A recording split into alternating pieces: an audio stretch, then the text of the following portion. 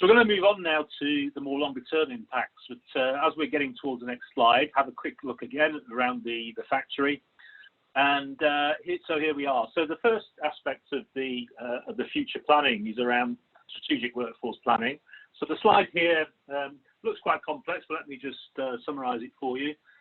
This is a step-by-step guide to how you would refresh and review your overall workforce plan.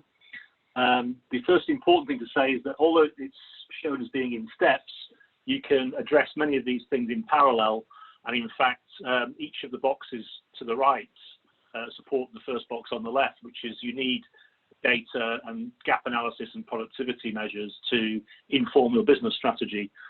But starting with the strategy, many businesses will see the need to review where they're going in the short, medium, long term.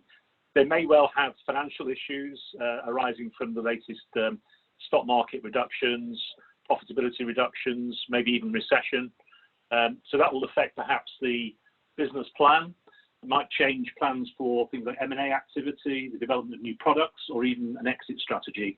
So scenarios will need to be reworked, and communications will need to be put in place to help people, employees understand, and stakeholders understand the reasons and why the business strategy is pivoting.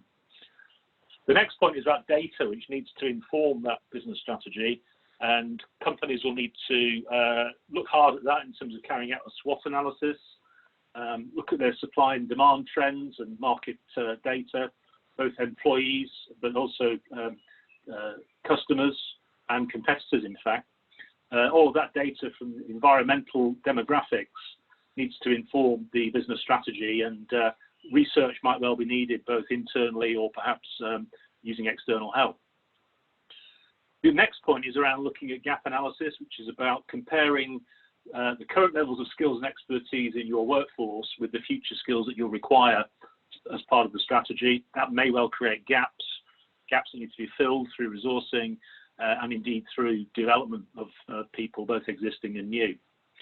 And the fourth step is around productivity. This is looking at your infrastructure, your operating model, your processes and procedures, and things like the utilization of tools and technology to automate labor-intensive tasks, so eliminating perhaps some of those tasks and using data in a much more comprehensive and robust way, underpinned by step 5, which is bringing all this together in terms of measurement. So looking at building scorecards, having a dashboard, KPIs, return on investment, a real kind of regular feedback loop to make sure that your business strategy is keeping well on track. So that's an essential first part, I would say, is looking at your strategic workforce plan. Let's move on to the next slide.